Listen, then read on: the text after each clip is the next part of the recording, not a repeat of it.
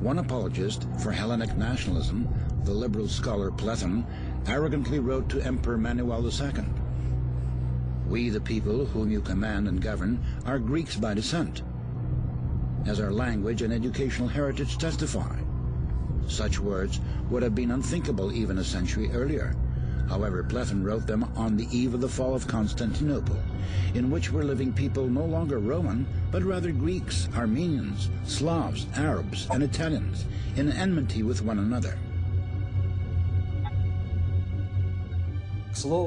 Greek arrogance led to the discrediting of Slavs in the empire.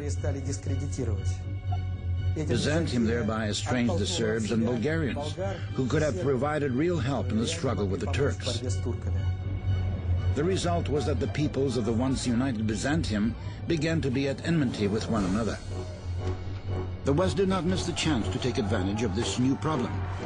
It began to forcefully convince the Serbs and Bulgarians that the Greeks had been suppressing their national identity for centuries. Several real revolutions were provoked, and finally, with the help of economic and military forces, the West insisted upon the Serbs and Bulgarian separation from Byzantium and unification with Latin Europe. These nationalists took to bait, exclaiming suddenly, "We are also Europeans." The West promised them material and military aid, but of course deceived them, instead throwing them cynically before themselves as a buffer along the warpath of the Turkish hordes. The Balkan states, so loyal to the West, found themselves under the cruel Turkish yoke for many long centuries, and Byzantium was no longer able to help.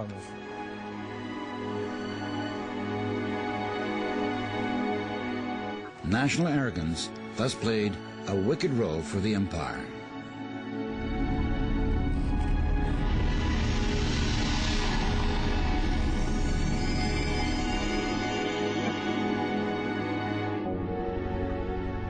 Another great problem was the gradual loss of control over the far-flung provinces.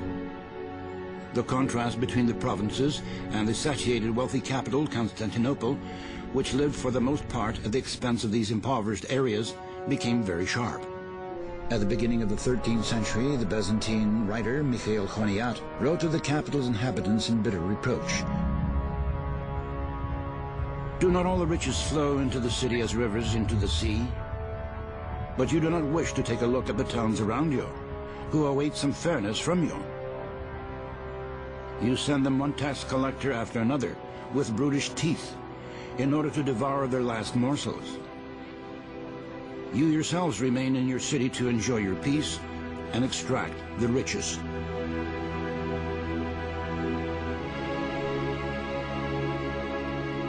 Even the capital city's chief administrator, the Eparch of Constantinople, enjoyed a particular status in the country, and his contemporaries often compared his power with that of the emperor, only without the purple, as they would say. One such eparch once became so furiously involved in the building of high-rise buildings in the capital that he could only be stopped by a special imperial order forbidding the construction of buildings over 10 stories.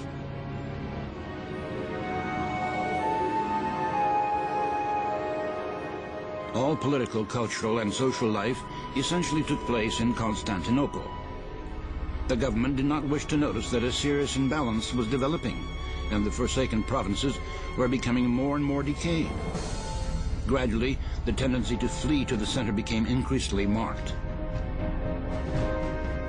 Governors of these distant territories also played their deceitful games. Money budgeted and sent to the province was shamelessly expropriated. It would not have been half as bad if this stolen money had gone only towards the enrichment of the governors and their protégés. But the money was often used to create real armies under the guise of peace officers. These battalions were often more capable in battle than the regular army. When the government weakened, the provinces separated.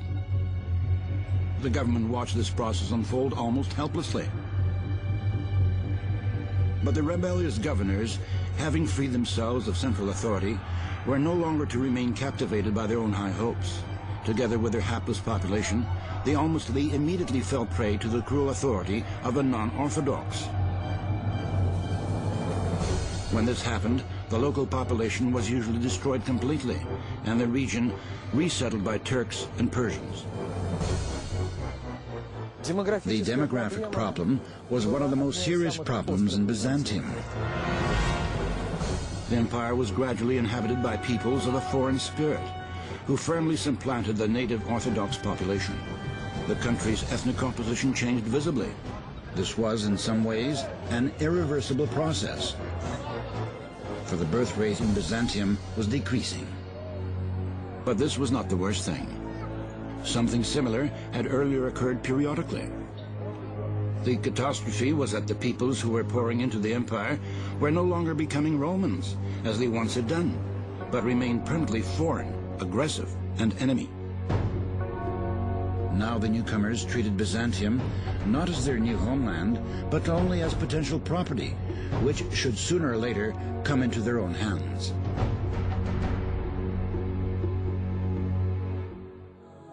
This happened also because the empire refused to educate the people, a concession it had made to the new Renaissance-era demagogy declaring state ideology to be a violation of the individual. However, nature abhors a vacuum. Having voluntarily renounced their 1,000-year ideological function of educating and cultivating the people, the Byzantines made way for influences upon the minds and souls of the citizens. Influences which were not so much a promotion of independent and free thinking as they were a form of intentional ideological aggression aimed at destroying the foundations of state and society.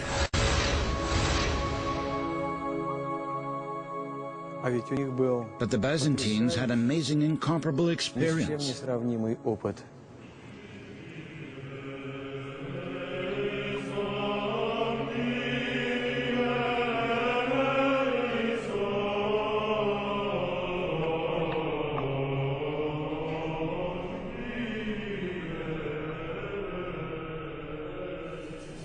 The best leaders of the empire were capable of using their vast inheritance, a wealth of experience in governance and subordination. As a result of this acumen, cruel barbarians, after partaking of the great Christian culture, became the most reliable allies, received grandiose titles and vast estates, were numbered among the highest ranks of government service, and fought for the interests of the empire in the furthest stretches of its territory. As for demographic issues, the eternal headache of any empire, separatism in the outlying areas, the best Byzantine emperors left as an inheritance proven methods of solving these issues. For example, creating conditions for the massive resettlement of the inhabitants of centralized areas to the outlying provinces. This would quickly spark an explosion in the birth rate and effectuate an extraordinary adaptability to the new locality in the second generation. However, this wealth of experience was cruelly mocked and criminally disregarded in favor of foreign opinion, and finally, it was irretrievably lost.